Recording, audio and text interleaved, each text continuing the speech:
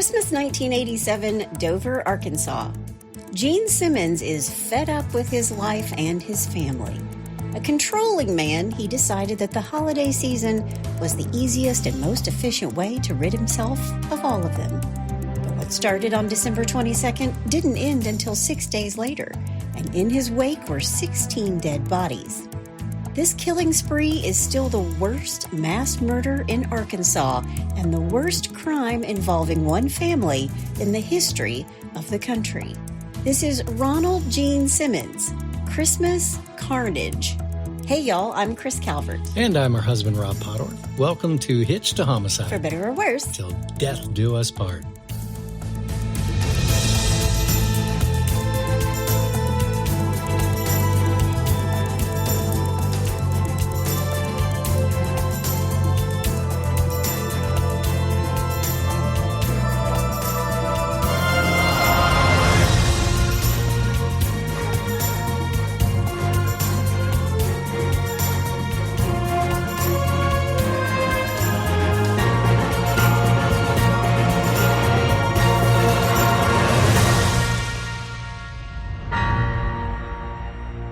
Welcome back, everybody. Yes, welcome. And for our friends over there in the Bronx.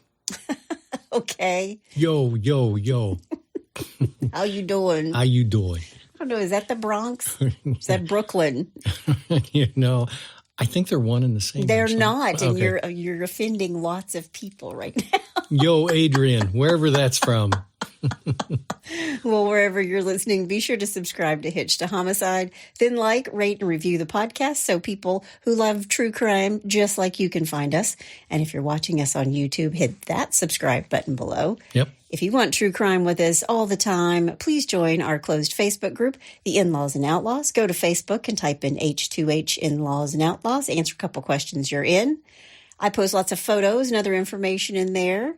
It's a really good group of people. Yes, it It's is. heating up for Christmas. Yes, it is. Just telling you A now. lot of good memes are going on. You can find us on Instagram at Hitched2Homicide or on X at H2H_podcast. And we also now have a Buy Me a Coffee link if you want to send Rob some coffee. Please do. He's drinking it right now. It's kind of cold outside. It's supposed to be. It's December. Nice and toasty. Yeah.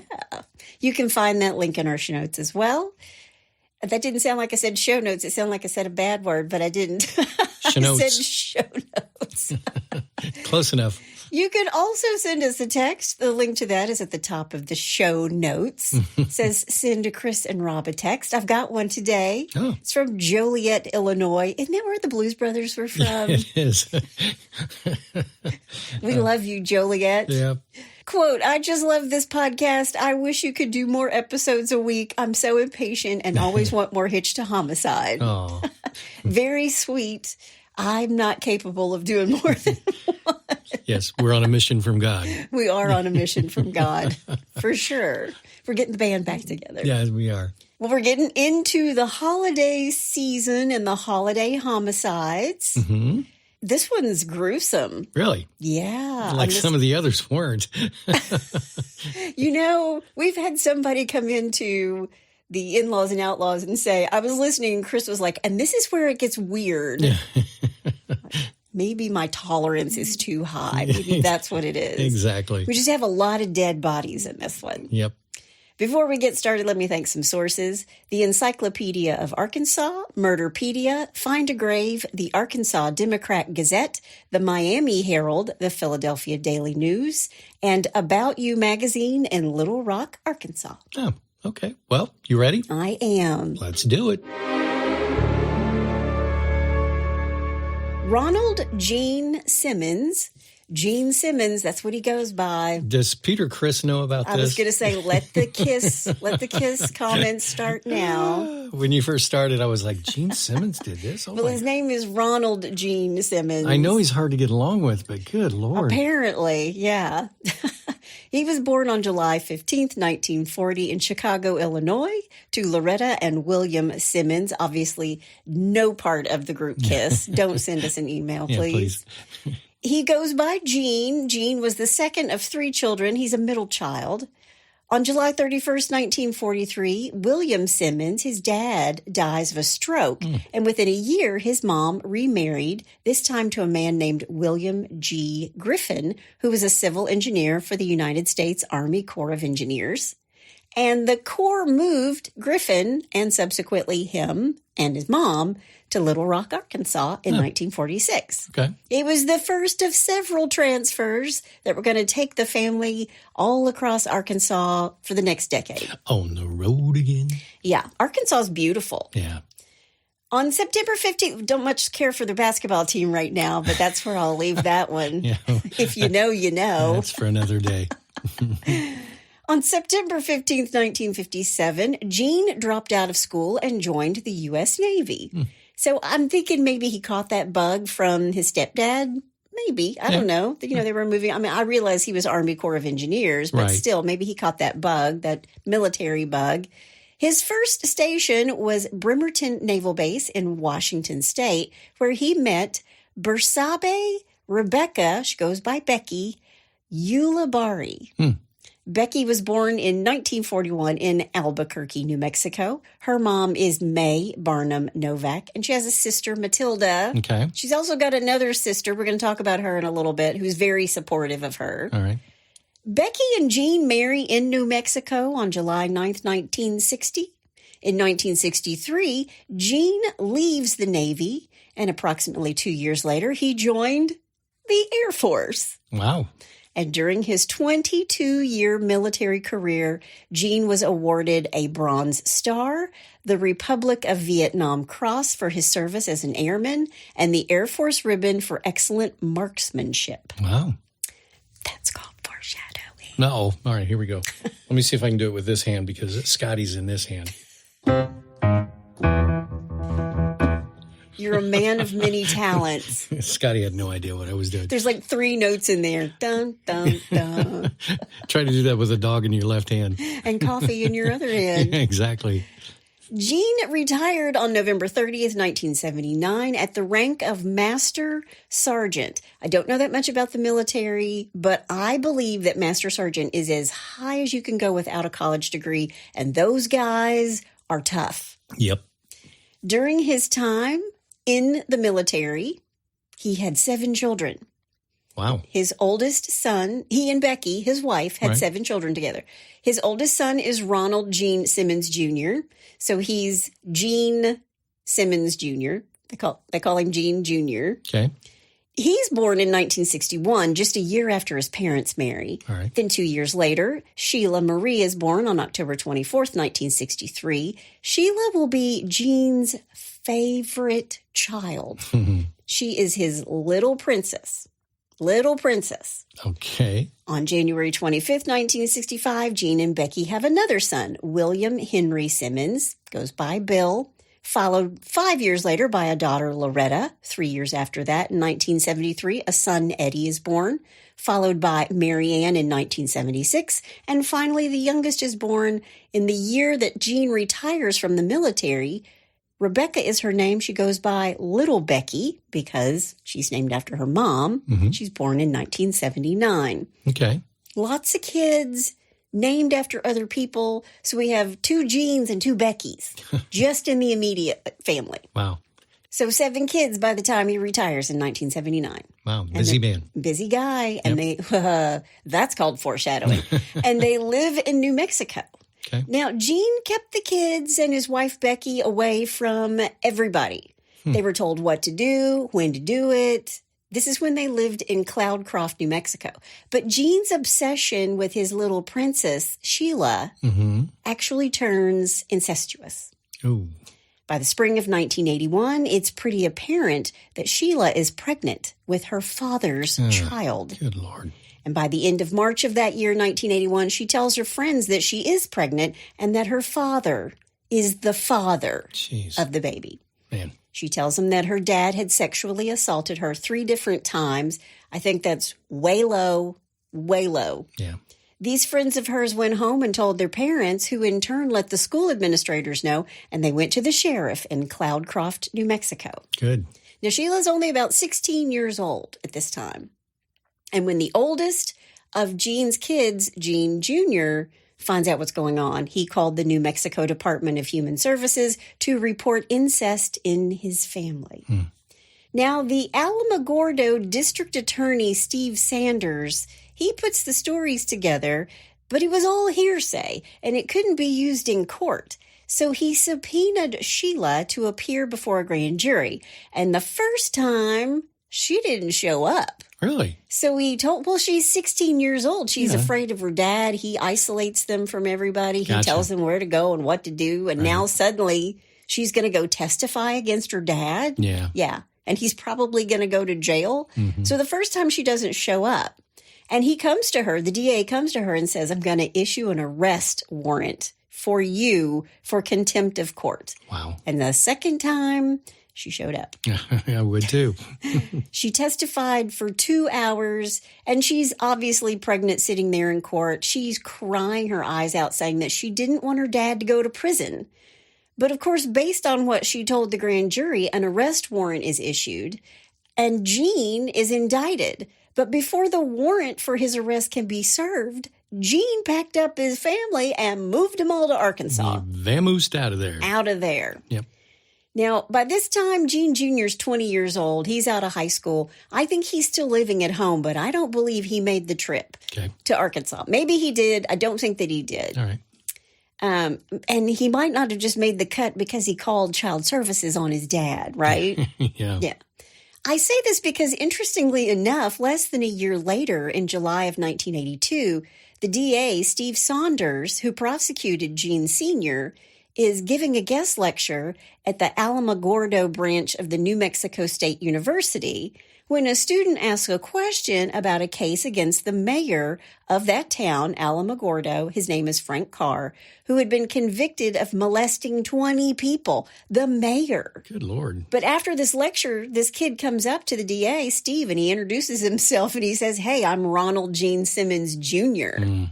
And he chastised Steve Saunders, saying that you tried to prosecute my dad and you scared him away. And then he tells the DA, if you drop the charges, I'll get my dad and my sister back to New Mexico, and I'll get everybody to go to counseling. I'll get them all to agree to go to counseling. Okay. And on August 10th of 1982, a year after Gene was charged, the incest charges were, quote, conditionally dropped, meaning they would be reinstated if they wanted to do that. Okay. But Big Gene didn't return to New Mexico. On June 17th, 1981, 16-year-old Sheila gives birth to a little girl, Sylvia Gale, in Arkansas. Was there any problems with the baby at all? No, not that I read. Not that I read. All right. But Gene has moved his family to Arkansas, where he wanted to recapture the happiness he had known as a child in the little town of Hector. Okay. He rented a house for his big brood of kids in Ward. Yeah. But his long-term plan was to move back to Hector, and so he kept an eye on real estate ads because he wanted some land. Okay.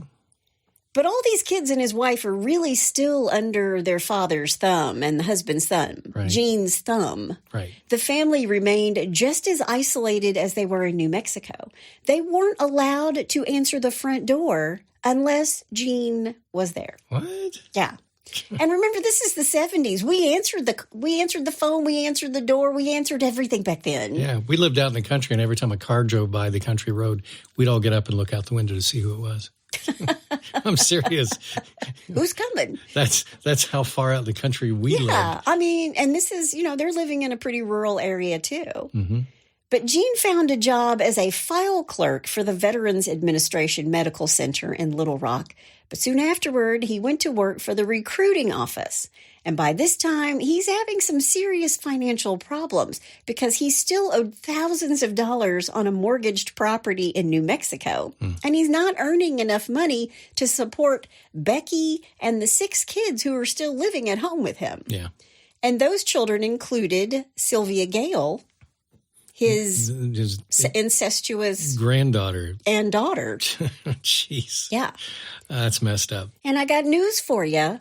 Just because they moved from New Mexico, Gene did not stop molesting his daughter, Really? raping his daughter. Yeah. Jeez. This is a relationship that continued after the move to Arkansas. Oh, my gosh. And by the end of 1983, Sheila was pregnant again. And Gene was really vocal. He was an opponent. He didn't like abortion for other people. But he made an exception for his daughter, and he took her to Dermot for a secret procedure. So she did get an abortion the second time. Okay. Now, while they were living in Ward, Sheila enrolled in the Draughton School of Business in Little Rock, where she met fellow student Dennis McNulty. And these two took a shine to each other, and they started dating. And it wasn't long before she trusted him enough to confide in him about her troubled life with her dad and at home. Wow.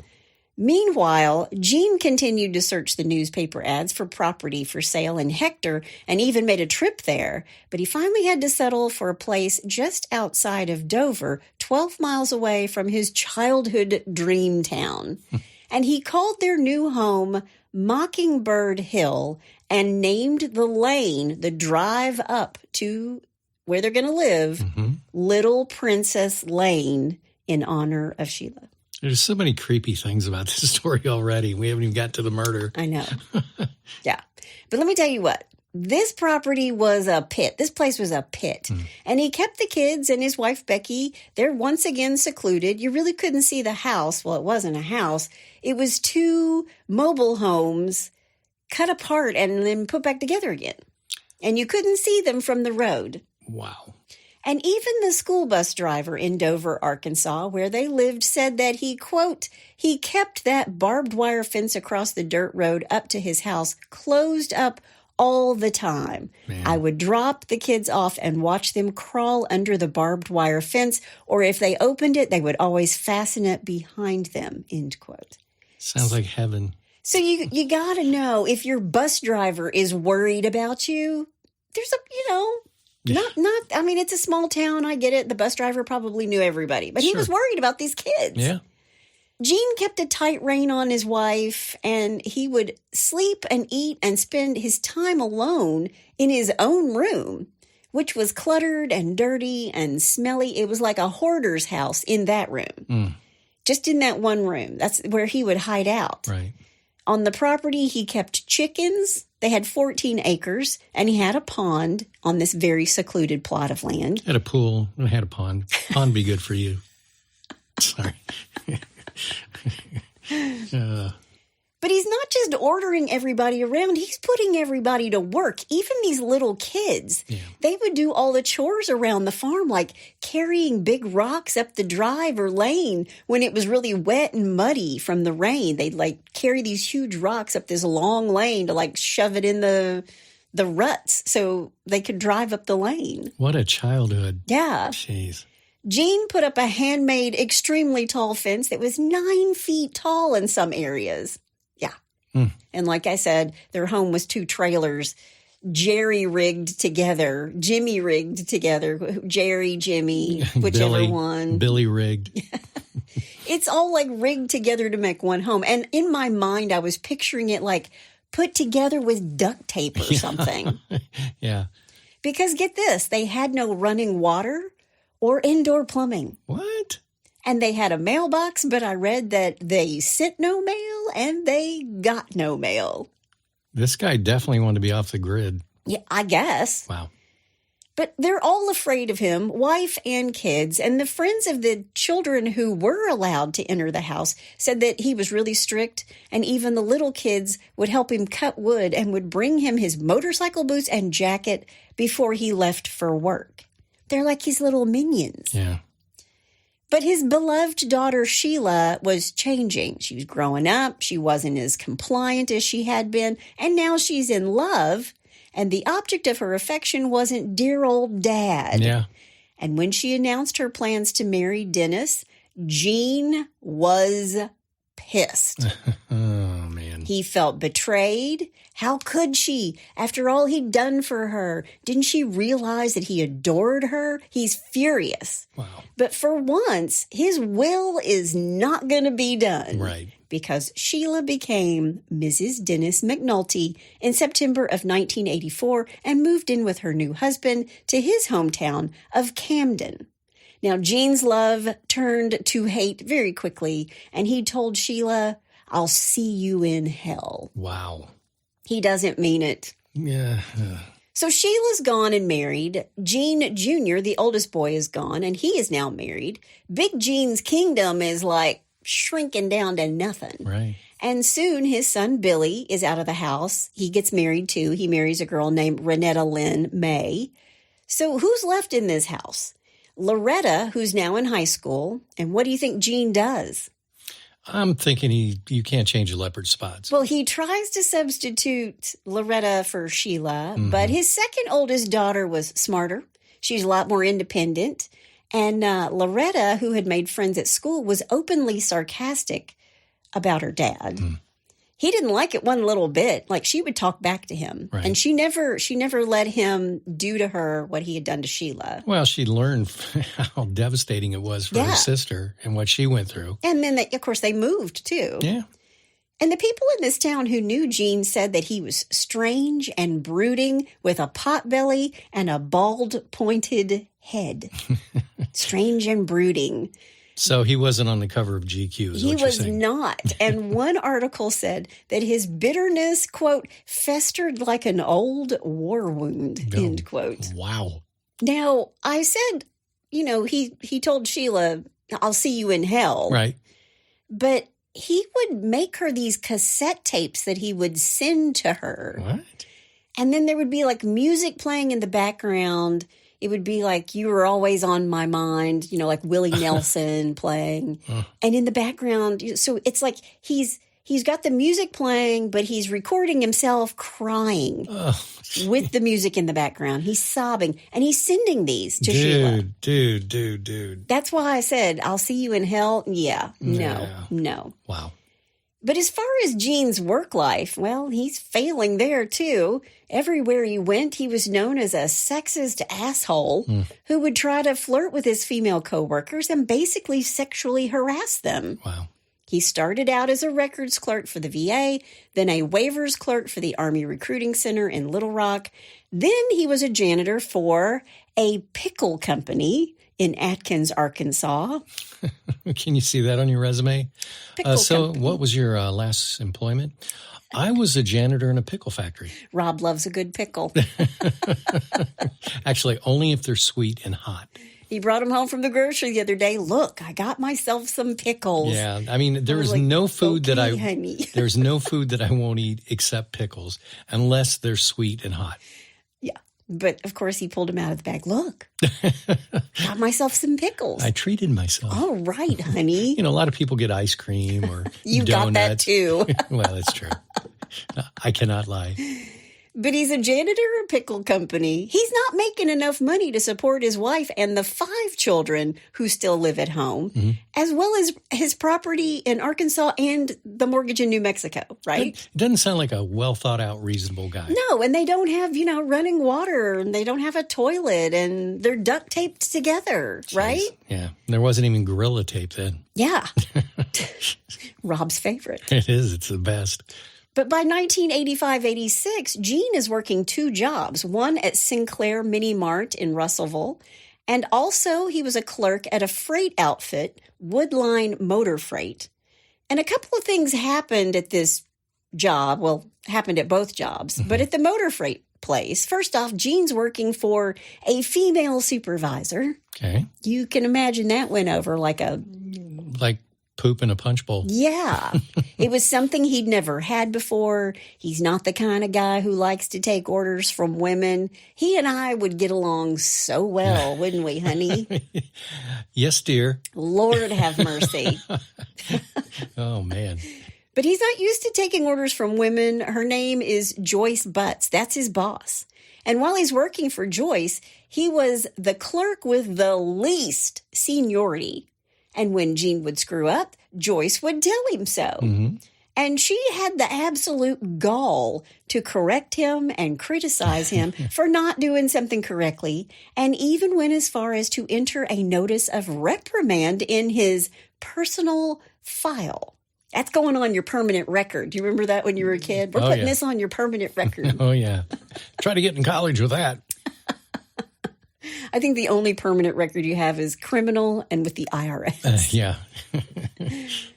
But this is also at this Woodline Motor Freight place, this is where he meets Kathy Kendrick. And I think he liked Kathy because she looked like his daughter, Sheila. Oh, no. He made passes at her, and she told him to leave her alone. Back off, dude. I'm married. She has a baby boy. But not only that, who do you think she told is creeping around her and giving her a hard time? His supervisor. She told Joyce, Yeah. who reprimanded Gene again. Wow. And when she got him on a third time, Gene quit. I'm out. Yeah. Kathy also leaves the company, and she goes to work at a law firm called Peel, Eddy, and Gibbons. Okay. But remember I said he's working 2 jobs. He still got his job at the Minute Mart, which was owned by Taylor Oil Company. And here he works for a guy named Russell. He goes by Rusty Taylor. And the Minute Mart manager, who is his direct supervisor, is David Salyer. Okay. Now, meanwhile, in 1985, Sheila, who's married and has the one daughter, who's biologically her dad's, has a second child by her husband, Dennis. They named this little boy Michael. And Sheila's not the only one giving birth and giving grandchildren to Beth and Gene. Okay. Bill has a son. They name him Trey. He's a third with his wife, Renetta Lynn, in April of 1986. All right. And Gene Jr. and his wife also have a child. They have a little girl named Barbara. Now, as the kids are getting older, Gene's wife Becky's getting braver. And at home, he's staying in his room alone. He's brooding over the loss of Sheila and the respect he no longer gets from his family or his coworkers. And he let his appearance go, which has to be a pretty short drop off because they're already saying he's like paunchy and balding and Okay. But he had a beard and he let this beard grow really long. Yeah, he's paunchy and unkempt. Every quality a woman is looking for. Every girl's dream, right. But in the beginning, he had kind of just been a moderate drinker. But he just kept drinking more and more. And Loretta, the oldest girl at home, she told a classmate that her dad was a, quote, a drunken bum, end quote. Wow. And despite all the, quote, improvements that he made to this property and their taped together mobile home, and he'd forced his kids to make this 13-acre spread, Mockingbird Hill, he's trying to make it look like something. It looked like a dump. Yeah. And in short, Ronald Gene Simmons is a failure on all fronts. Mm-hmm. His dream property is a dump filled with like burnout old cars, tons of empty cans of Schlitz, and a family who hated him. Wow. But Becky is gaining more and more self-confidence. She's becoming more and more resourceful. She'd actually devised a way to communicate with her grown children and her sister, whose name is V, behind Gene's back in front of his face. Like she had figured out a code to be able to talk to her older kids and her family. So he didn't know what she was saying about him. Sure. She liked to call her husband Fatso, among other unflattering names. Man. Yeah. Wow. And she had stayed with Gene, ironically, for the sake of the children. She didn't think it was possible for her to raise them and support them without him. But in 1987, her grown children and her sister V finally convinced her that she'd be able to draw some of Gene's military benefits and child support. Plus, she already had threatened to turn him into the police. Mm-hmm. So she had sort of made this internal resolve, I'm going to leave him. And Loretta actually told her friends at school, my mom is leaving my dad. Wow. Finally. Like she's excited about it. Right. But because they thought there was safety in numbers, Gene Jr., Billy, and Sheila, along with their spouses, agreed they would meet for Christmas at Mockingbird Hill. Christmas had always been like a really fun time for the family. And even the old Grinch himself got into a festive mood. He was easier to tolerate around the holidays, I read. Yeah. But only this Christmas, Becky's gift to herself was her freedom. She was going to leave. But what she didn't know was that Gene had been making plans himself. Mm-mm. So she's going to wait until all her kids come in for Christmas, and she's going to leave with them. Wow. Safety in numbers, right? Right. But Gene's been making plans. 2 months before, in October of 1987, he made these little kids living at home dig a hole, telling them it was for the new outhouse. Remember, no running water, no plumbing. Yeah. December rolls around and Becky's making her plans and talking in code to her family. She's going to leave him. And on December 18th, 1987, Gene calls his boss, David Salyer. This is his boss at the Minute Mart, and he calls him and he says, I quit. And his boss was actually nice about it and asked, is everything okay? Did you want to talk about anything? And Gene just tells him, nah, I'm good. I'm just burnt out. I quit. Okay.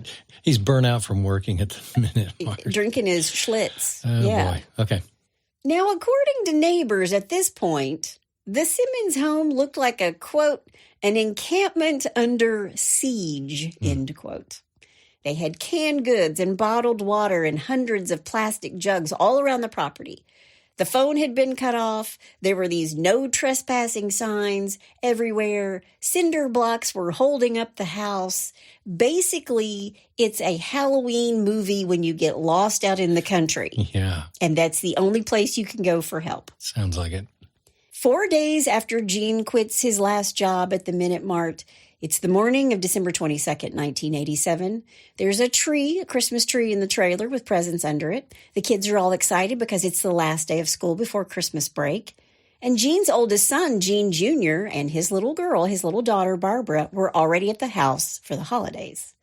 Loretta, Eddie, Mary Ann, and little Becky left for school. Now, Big Gene goes into Gene Jr.'s room. He's asleep. He hit his son on the head and shoulders with a crowbar. Ugh. But Gene Jr. jumps up. He's 29 years old. He tries to fight back. This is evidenced by some bloody handprints on that bedroom wall. But his father shot him once in the chest and 4 times in the head and face. Grief. Yeah, there's some rage. Becky heard the shots from her bedroom across the hall. She knew what was coming. Becky's still in her pajamas. Gene hits her with the same crowbar before shooting and killing her. But don't forget, Gene Jr. had this daughter with him, Barbara. Yeah. He and his wife were actually separated, but they were trying to reconcile, and Gene Jr. had with him their little girl. So after killing his wife and his oldest son, Gene strangled 3-year-old Barbara. Good grief. Then he tossed his son, his wife, and his granddaughter's bodies into the pit he had his kids dig just a couple of weeks before, and he poured kerosene on top of them. Wow. He had himself a few beers, and he waited for his kids to get home from school. School lets out. It's Christmas holiday. Everybody's excited. They get off the bus. The bus driver, who's like worried for him, Merry Christmas, Happy New Year. Yeah. They get home from school, and Gene tells the kids that he had Christmas presents for each of them, but he wanted to give them to them one at a time. So first he takes 17-year-old Loretta outside. He strangles her and drowns her in the rain barrel, holding her head underwater. The other 3 children suffer the same fate. Wow. He does it to Eddie, to Mary Ann, and to Becky. Man. He has now killed 5 of his 7 children. Good grief. 1 grandchild and his wife. Oh, man. He throws them all out into the pit and covers them again in kerosene. And he says that he does this to keep the animals away and to keep them from smelling. I mean, it's the 22nd of December. It's got to be a little chilly out. Yeah. His other 2 children, Billy and his beloved Sheila, weren't due to come to the house to celebrate Christmas until the 26th, the day after Christmas.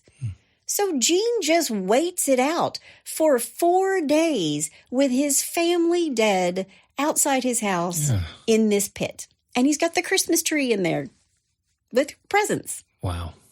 Around midday on December 26, 1987, Gene's son Billy and his wife Renetta are both shot as soon as they walk into the trailer.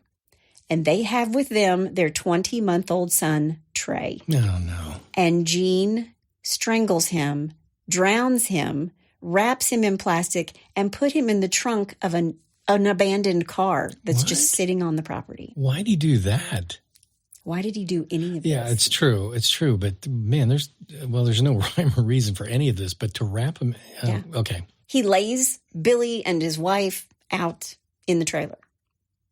Finally, later that day, Sheila, his princess, who he'd raped and had a granddaughter/daughter with, Sylvia Gale, she's now 6 years old, and Sheila's husband, Dennis McNulty, and the child they had together, 20-month-old Michael, they show up at the trailer. And when they walk into the house, Gene shoots Dennis and Sheila, and then he strangles the two children, 6-year-old Sylvia. She tried to get away from her biological father/grandfather. She ran to a bedroom where he strangled her because her body is found in that bedroom face down. Wow. Then he strangles the other child, Michael, the baby. He lays this entire family out side by side in the trailer on the floor. He covers them up with their coats. He did this with everybody except Sheila. He put her on the dining room table and covered her with his dead wife's best tablecloth. Good night. She Wow. was up like on a shrine. Oh, man. Again, the baby was wrapped in plastic and put in the trunk of an abandoned car. Now, after the murders, Gene drove to a Sears store in Russellville where he retrieved Christmas presents that he had previously ordered for his family that didn't come in until after the holidays. And then that night, he went for a drink at a local bar before coming home, where he spent the rest of the evening and the following day drinking beer and watching television while his family's dead bodies are all around him. Wow, this is one twisted puppy. It's the weekend, and he spends it surrounded by their corpses. And he waits for Monday, December 28th. And on the morning of December 28th, Gene drove to a Walmart in Russellville where he purchased another gun to use in the attack he was getting ready to carry out. He's actually driving his son's truck with a car seat sitting next to him, and he's killed that child, his grandchild. After buying the second gun, he went after his next victim, Kathy Kendrick, the young woman who had spurned him when they worked together at Woodline Motor Freight. He shot her at the Peel Law Firm, where she'd found a new job after she left Woodline. She died a few hours later. Wow. Then he drove to Taylor Oil Company, where he meant to settle a score with Rusty Taylor. That's his former employer. Right. From the Minute Mart. So Rusty actually owns the gas station Minute Mart. Okay. So that's why he goes to Taylor Oil Company. What beef did he have with him? Don't know, but he shot Taylor and turned and almost by reflex shot J.D. Chafin, an off-duty fireman who was entering the building. Ugh. Rusty survived, but the fireman, J.D. Chafin, died instantly. Man. Then he drove to the actual mini mart, and Gene shot at the manager, David Salyer, but missed. And when Roberta Woolery, the cashier, reached for the phone, Gene shot her in the face and the shoulder. Oh, man. Salyer grabbed a chair and threw it at Gene, but Gene got a shot off that struck him in the head. Another man in the store started throwing cans of food and soft drinks at Gene, but Gene just walks out the door. And with blood streaming from her wounds, the cashier calls the cops and identifies the shooter as Gene Simmons, who had one more stop to make before giving himself up. And she was shot in the face. She was shot in the face. Wow. He drove to Woodline Motor Freight, where he shot his former supervisor, Joyce Butts, in the head and chest. Gene thought she was dead, but Joyce actually survived. She would never recover. But with his fury finally spent, Gene takes company employee Vicki Jackson by gunpoint and says, "Come with me." They go to the computer room. He sat her down and says, "Call the police." Really? Call the police. Wow. Yeah. And he waited in that office with her while the police were on the way. And Gene allegedly told Vicki Jackson, quote, "I've come to do what I wanted to do. It's all over now. I've gotten everybody who wanted to hurt me," end quote. And when the police show up, he surrenders without a fight. Man. After his capture, Gene refused to talk. but his lip quivered and his eyes were welling up when he was asked about his family. Sheriff James Bolin grabbed his coat and said, quote, "That crazy son of a bitch may have killed his whole family up there," end quote. And I'm guessing he said some bitch. Yeah. Yep. So Sheriff Bolin's premonition is right, because they get to Mockingbird Hill and they find inside the trailer Gene's son, Billy, and his wife, Renetta, alongside those of his daughter, Sheila, and her husband, Dennis, 6-year-old Sylvia, who's in the bedroom face down. And they can tell that more has happened in this place than what they're seeing. Yep. And authorities learned from the in-laws that as many as 9 members of the Simmons family were unaccounted for. So the next morning, men were back on Mockingbird Hill going over this 14-acre property, and they zeroed in on a plot of land that was covered with corrugated tin and barbed wire, and underneath was freshly turned earth by the children, and they started digging. The hole that Loretta, Eddie, Marianne, and Rebecca had prepared for the new outhouse was now their grave. Right. And in the pit were the bodies of Gene's wife, Becky, their oldest son, Gene Jr., and his 3-year-old daughter, Barbara. Still missing were Billy's baby son, Trey, and 20-month-old Michael McNulty. And police lieutenants Ray Caldwell and Jay Winters, they're just all over this property going, where are these 2 babies? Where are they? Right. And they find them in these old cars that had been abandoned forever. They had to use crowbars to pop the trunks on every single car. And they found the bodies that contained both little boys. Wow. Yeah. And they were wet. They were soaking wet and in garbage bags. Yeah. Wow. All the adult victims had been shot multiple times. All the children died by strangulation. Right. Now, Gene was sent to the Arkansas State Hospital in Little Rock for a competency evaluation, right? Makes sense. Yep. But they find that Gene is sane and capable of standing trial. And public defenders Robert G. Doc Irwin and John Harris were appointed to represent Gene. And the prosecuting attorney was a guy named John Bynum. And jury selection for the first trial took less than 6 hours.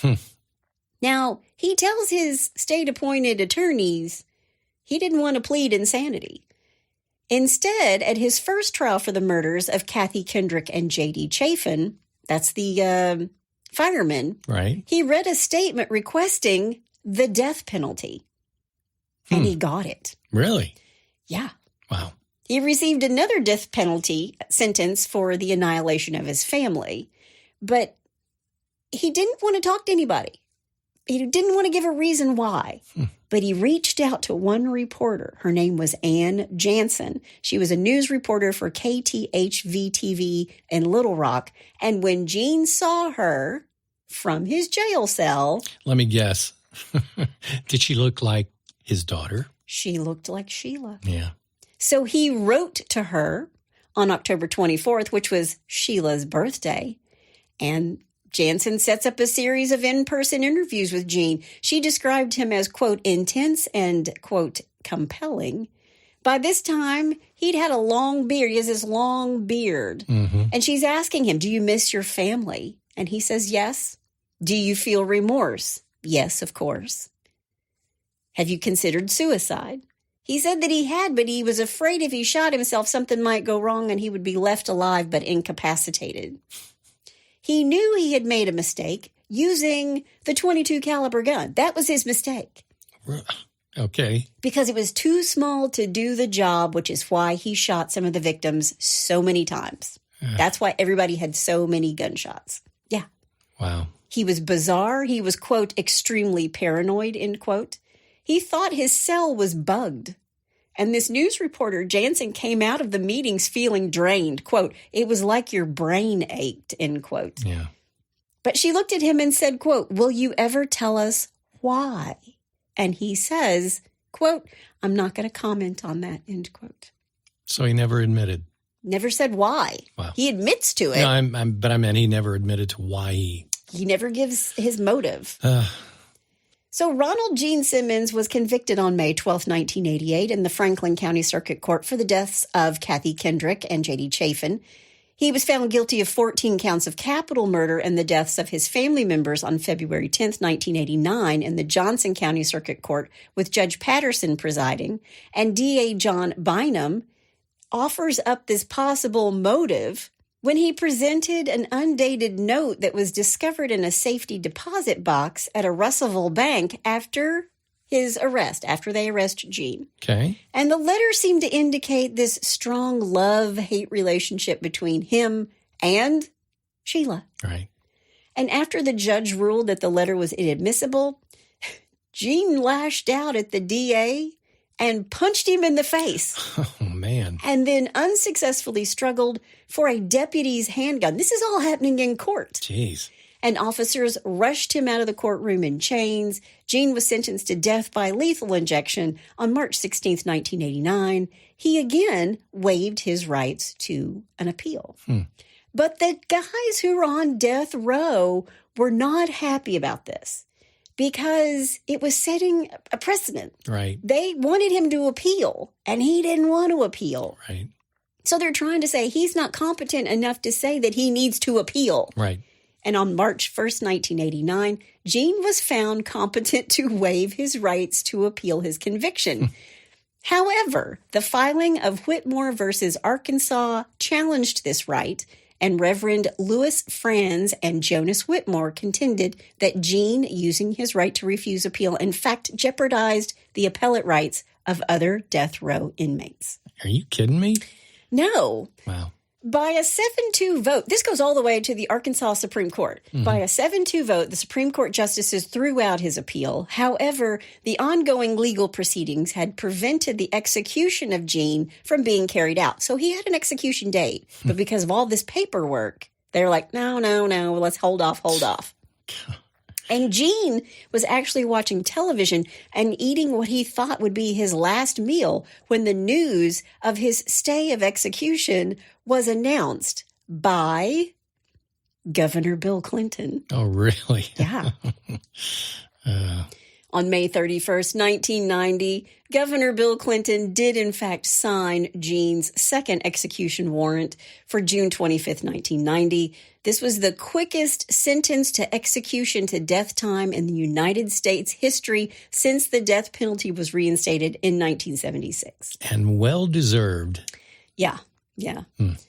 Gene refused all visitors, including legal counsel and clergy. As he awaited his execution, guards logged his every move, including the trivial fact that he killed cockroaches in his cell.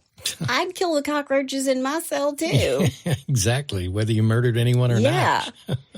For his last meal, he requested filet mignon, 2 raw onions, tomato slices, 1 banana, 6 rolls, and a 7-Up. Okay, that's the weirdest meal I've ever heard. His last words were, quote, "Justice delayed, finally be done, is justifiable homicide," end quote. Don't even know what that means. Yeah, okay. No family members claimed his body, so Gene was buried in a pauper's plot at Lincoln Memorial Lawn in Varner, Arkansas. Now, after Gene murdered his family, people back in New Mexico, including the DA who went after Gene for incest with Sheila when she was 16, they all kind of felt horrible about this mass murder of this family because everybody knew he wasn't right. Everybody in that town was like, he ain't right. Right. He ain't right. And he kept these kids and his wife isolated from everybody. He kept them like prisoners. But even the school officials in New Mexico and Arkansas stepped forward and said that the children weren't great students, but they were always at school. They were always on time and they were always clean. Right. But they didn't have many friends. But they didn't cause any trouble. So they didn't see any red flags, even though everybody knew in this small town of less than 2,000 people that Gene was this controlling asshole. I mean, you know, if the bus driver is worried about him. Yeah. Wow. But that is the story of Gene Simmons and how he ridded himself of his family over Christmas. And that's all I have to say about that. For nearly 7 years, Jane Doe has lived in the shadows, her past buried deep beneath layers of secrecy and silence. After completing more than was asked of her in her last assignment for the enigmatic Kywolf Project, Jane Doe vanished without a trace, leaving behind a trail of dead bodies and unanswered questions. But now, as the specter of her past returns with a vengeance, Jane finds herself thrust back into a world she thought she'd left behind forever. When her former sins come knocking on her door, Jane is faced with an impossible choice: continue to hide in the shadows, or once again take up arms against the forces that threaten to tear apart the fabric of society. With enemies lurking around every corner and allies who may not be what they seem, Jane must rely on her wits, training, and her unyielding determination to survive. And while trust is a luxury she cannot afford, Jane must confront the truth about herself and her past. As the clock ticks, she realizes that the line between family, friend, and foe are razor thin, and in the end, the only person she can rely on is herself. Jane Doe 4 Charlotte is available September 24th, 2024. No name, no regrets, no mercy.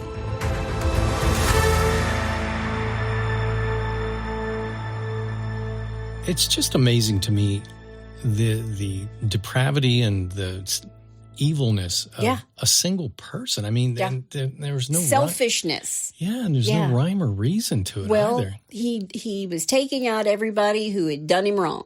He felt like they had all ganged up on him. They'd all done him wrong. They'd either, fired him or whatever. But the Minute Mark people, that part I don't get. I mean, his boss was even like, "You want to talk about it?" Yeah. No, I'm going to come in a few days and shoot up the whole place. Yeah. That's my plan. Yeah. No, I'm good. Yeah. Wow. Well, it's a sad situation. It's a sad story, but he got what he deserved in the end. Yeah, when he's told his daughter he'd see her in hell, he'd see Sheila in hell. I'm pretty sure he's there, but I don't think she is. Yeah, he was disappointed when he got there. Yeah, Sheila's got a pair of wings. She can look down on him. Absolutely does. She absolutely does. All right. Well, let's change course here and do a little bless your heart. Well, bless your heart. All right, number one, I'm calling That Ain't No EV. Electrical vehicle, you mean? Mm-hmm. Okay. Florida Keys authorities say a drunken man from Rhode Island stole a forklift and crashed it into a gate in Marathon, telling deputies, "Well, I lost my car keys and I needed something to drive," reports the AP. Is this in Florida? The Monroe County Sheriff's Office says in a news release that 44-year-old Edward Quinton of Greenwich, Rhode Island, told deputies he was in the Keys helping friends move. Oh, okay. Yeah, Quinton was quoted as saying that after he lost his keys Thursday night, he needed a vehicle and took the forklift from a Marathon marina because he knows how to drive one. Oh, my gosh. Yeah. You think there was alcohol involved? No, not at all. Lost his keys? I'm just saying. Okay. Quinton also told deputies he thought he could fix the damaged gate on account of him being a genius. Breath tests showed Quinton's blood alcohol level was twice Florida's legal limit. Go figure. Yeah, he faces drunk driving, criminal mischief, burglary, and grand theft charges. Jail records listed no attorney for Quinton. So there you go. He wasn't going too fast. At least we know that part. Yeah. All right, number two, I'll see you in the morning. Okay. Quote, if he can survive the remaining 340-some days of the year, he will definitely win the dumbest criminal of the year, unquote, says Police Chief David Splain. Okay. All right. That's going to be a tough task. Yeah. Dumbest criminal. There are a lot of them. Oh, this is a good one.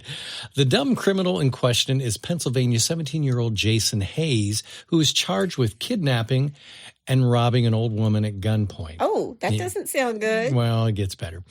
Police say Hayes entered the victim's home through a window and woke her up by poking her with a gun.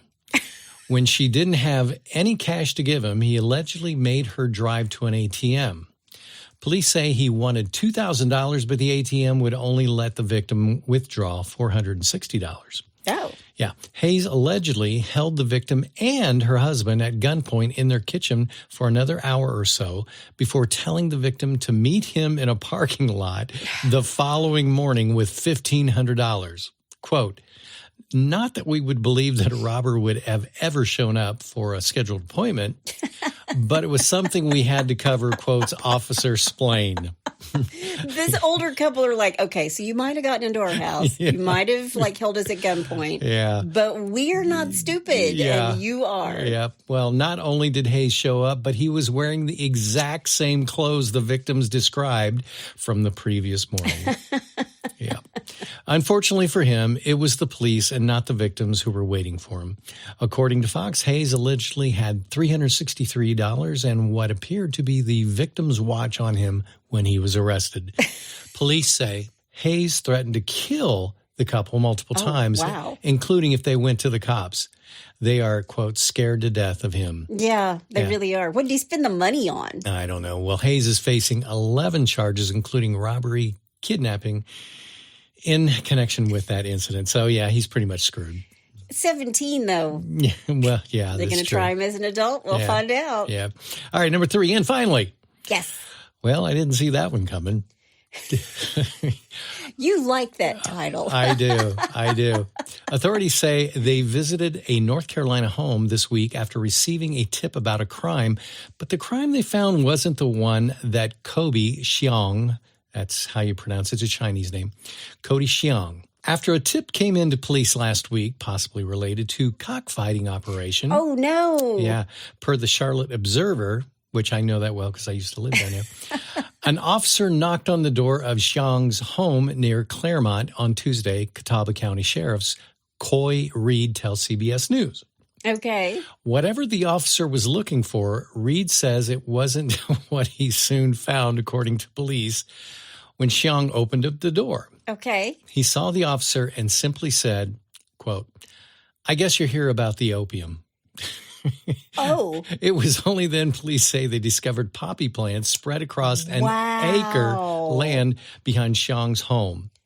The 2,000 plants, which can be used to make heroin and opium, are believed to be worth a whopping $500 million. Oh, my gosh. It's unbelievable, Reed tells WBT-TV, noting only one other poppy field has been found in the U.S. this year. He adds, after an hour of pulling plants, officers had, quote, not made a dent in the crop. Quote, it's very intimidating, an officer told WCNC on Tuesday. I was just overwhelmed, just like the rest of the investigators when we came out here today. We weren't expecting anything this size. Officials believe the plants, once harvested, were moved to another location to be made into opium. Yeah. Xiong has been charged with manufacturing and trafficking by possession. Wow. Oh, and one more note. Yeah, some 80 chickens were also confiscated in the raid. So all I could think of was I recently saw Wicked, but it made me think of the original Wizard of Oz and the Wicked Witch going, poppies, poppies. She's like looking into the monkeys are taking off. Poppies. I just think it's hilarious when they open the door. He goes, I guess you're here about the opium. Oh, you're not? I'm sorry. The chickens, I meant to say. Jeez, what a moron. Bless their hearts. He really cocked that one up. I'm on fire today. You are on I'm fire. on fire. Well, if you haven't blessed your heart or you know somebody's heart who needs blessing, all you got to do is go to hitchtohomicide.com. When you get there, there's a pull-down menu, and while you're there, you can also suggest a case and tell us about your brush with true crime. Hopefully it's not in a cockfighting incident or a poppy field. Good Lord. That's my amazing husband out there. And that's my beautiful bride in the booth. Join us next time on Hitch to Homicide. Bye, y'all.